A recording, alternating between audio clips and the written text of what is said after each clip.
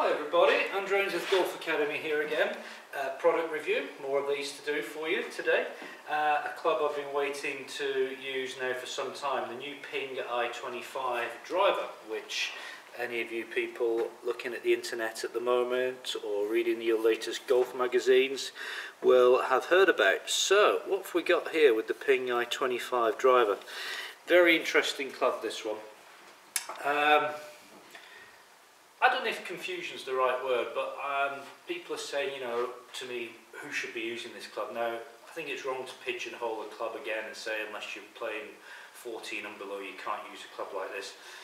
This club here, for me, my own personal opinion, it's not Ping's opinion, it's my opinion, is you need to be a pretty good ball striker to hit this. I don't subscribe to the view that anyone can hit it. If you're looking for a little bit of help with your driver, for me, definitely get a G25 in your hands. Much easier driver to hit. I'm not saying I25 is difficult to hit, but it needs a decent ball strike. It's powerful, it's designed to generate a little less spin, maybe launch the ball a little bit lower than G25. So for me, it's going to respond to a player who's generating more clubhead speed. Let's just say 100 miles an hour plus. I think a golfer would really start to see the benefits of this. Design wise, got some interesting features. Obviously it's titanium head, we've got some tungsten weights here in the back, which I guess are helping move weight around and work on the centre of gravity. One of the big things I like on this, one of the really innovative things I see on this, is these racing stripes which they've put on the top. Very, very simple idea. It's very subtle the way they've done it. It's not kind of in your face like some other manufacturers. It's going to help with alignment. So when you sit the club down behind the ball, it really does help you see if the club face is square. Now, some golfers are going to do that quite naturally. Other golfers are going to struggle with alignment. So there we are. Re-engineered shaft. We've got this PWR shaft, which comes in various flexes. I've got today a 10.5, which I've set to 11 because as people who watch my videos, I struggle to launch the ball with the correct launch angle. So I've set this to 11. I've got a stiff shaft in it.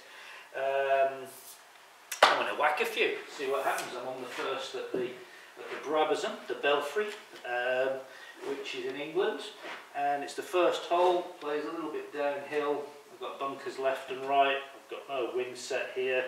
Behind the ball, well, it looks really good. It's a nice sort of classic shape. So let's give one a hit and see what we get back.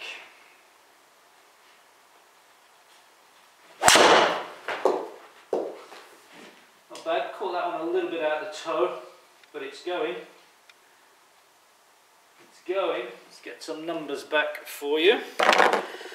No, not bad, not bad. Let's see what we got. So we have, if it will appear on the screen, comeback performance data. Swing path, good, 1 degree left. Clubhead speed, 98 miles an hour. I can push it to around about 105. But again, I've got to book a session at the chiropractors if I try and hit it much harder than that. So I'm not a smasher, I'm not hitting it that hard. 251 carry, very pleased with that. Bearing in mind this hole does play very slightly downhill. Spin rate really low. This is where this driver for me works.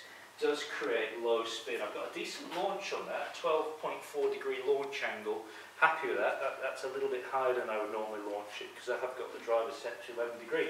So if you punch the numbers, 12.4 launch angle, total spin rate 1900.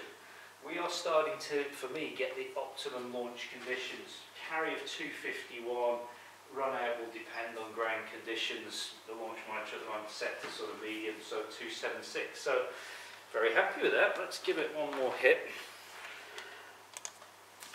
and see what we get. Yeah, setting up behind the ball, really love the look of it.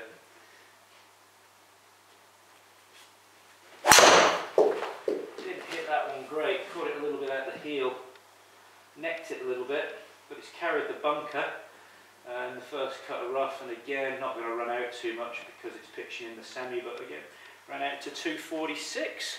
So what do we think? I25, impressive. I mean, Ping don't make bad golf clubs, did he? I mean, very rarely do they put a club out which doesn't work. This really does work. Again, it's for the golfer who can hit the golf ball. It needs a decent strike on it. It's a club which will respond to slightly higher club speeds. If that's you, definitely go and have a go with this. You know what I'm going to say next. Go and get a fitting. Go to your Pingle Thrice fitting centre.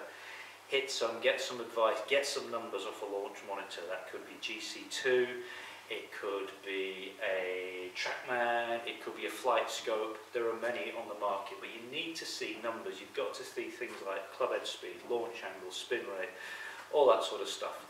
You can only really do a proper custom fit when you've got access to those numbers. You can't stand on a range with some rubbish range balls, hit 5 drives and say, that one feels alright, I think I'll buy that. You're spending a lot of dosh, a lot of money on these clubs. You've got to get it right. So go and see a PGA Pro, go and see a fitting centre who will give you some good impartial advice. Ping i25, great driver, loving it. Would I put it in my bag?